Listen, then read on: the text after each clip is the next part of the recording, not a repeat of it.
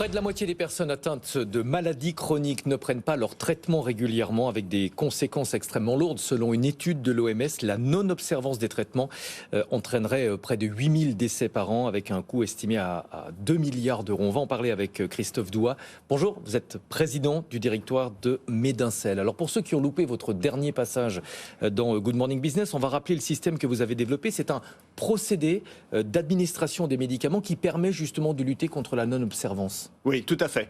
En fait, on transforme les comprimés en une petite injection qui va former une toute petite boule sous la peau et va libérer le médicament pendant une durée précise, très longue, parfois 1 mois, parfois 6 mois, et puis se résorber, disparaître jusqu'à la nouvelle injection.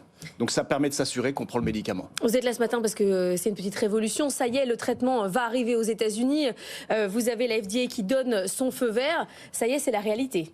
C'est ça, énormément d'émotions à Medincell, beaucoup d'excitation chez nous, et puis aussi chez notre partenaire, le géant pharmaceutique Teva, qui est notre partenaire et qui va déjà commercialiser maintenant le traitement. C'est pas arrivé depuis 20 ans qu'une biotech française puisse arriver comme ça sur le marché américain. Oui, je crois même que c'est la première fois qu'une biotech française a un produit majeur approuvé sur le marché américain. Anthony ? Comment ça fonctionne concrètement? C'est-à-dire du point de vue du patient, j'arrive chez le médecin, il me diagnostique, c'est lui qui me fait en fait une piqûre, une injection, et ensuite j'imagine que c'est paramétrable parce que vous disiez le médicament ça peut être quelques semaines, ça peut être parfois plusieurs mois, donc le gel, parce que c'est un gel je crois, va se disperser comme ça.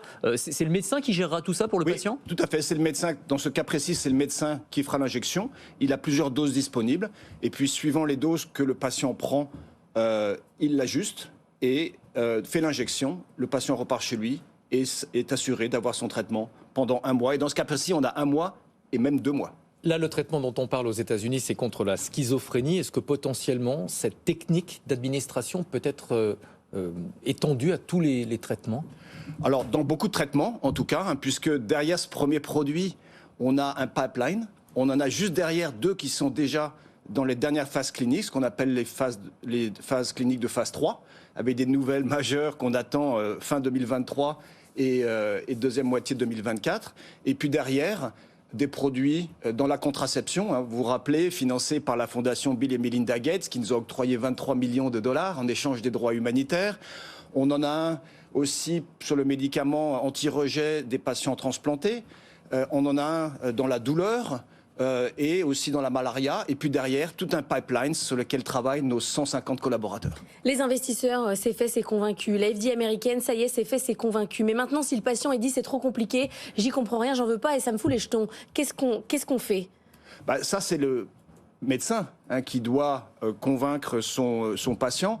En schizophrénie, ce sont déjà des traitements, en tout cas sur le marché qu'on adresse avec ce premier produit, c'est déjà un marché qui fait déjà 4 milliards aux États-Unis. Et Teva a affiché publiquement qu'il voulait en prendre 20%.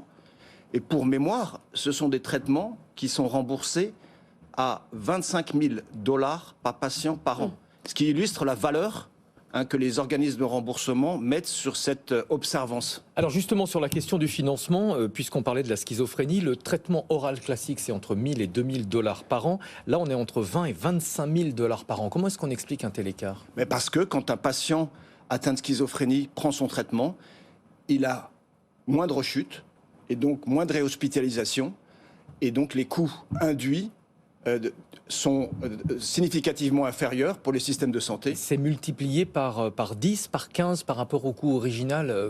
Vous connaissez sans doute mieux que moi l'éternel débat sur le fait que les laboratoires s'enrichissent sur le... Oui, mais vous savez, les systèmes de remboursement américains, c'est j'investis et j'ai un retour sur investissement. Donc s'ils payent ces traitements 25 000 $, c'est qu'ils savent. Mais on ne fonctionne pas comme ça en France. Il pourrait être mis sur le marché à quel tarif? En France, Teva n'a pas divulgué sa stratégie de commercialisation hors États-Unis. Ils vont sélectionner d'autres pays dans lesquels ils vont aussi commercialiser, mais pour le moment, ils gardent ça confidentiel. Anthony. On a parlé des avantages de ce genre de traitement par rapport à l'observance thérapeutique, qui est un énorme enjeu évidemment. Est-ce qu'il y a d'autres atouts, d'autres valeurs ajoutées? Je pense par exemple aux effets secondaires, parce que là, on n'a pas un médicament qu'on prend par voie orale, ça passe pas par le système digestif, donc on pourrait se dire qu'il y a moins d'effets secondaires par exemple. Alors, c'est une excellente question, parce que non seulement donc, on assure l'observance, on la promeut, mais on stabilise aussi la diffusion d'un médicament on n'a pas les pics qu'on a quand on prend des médicaments oraux. Donc, effectivement, dans beaucoup de cas, on peut espérer réduire les effets secondaires et améliorer l'efficacité. Dans ce cas précis, alors c'est difficile d'avoir une corrélation évidente, mais les résultats cliniques de Uzedy, puisque ce nouveau produit s'appelle Uzedy, ont été qualifiés par le président de Teva de spectaculaires. Il faut attendre qu'en Europe, Teva ait sa stratégie qu'elle déploie au niveau européen, ou on peut dire en Europe, nous aussi, on en veut de cette solution. Évidemment, c'est un produit magnifique.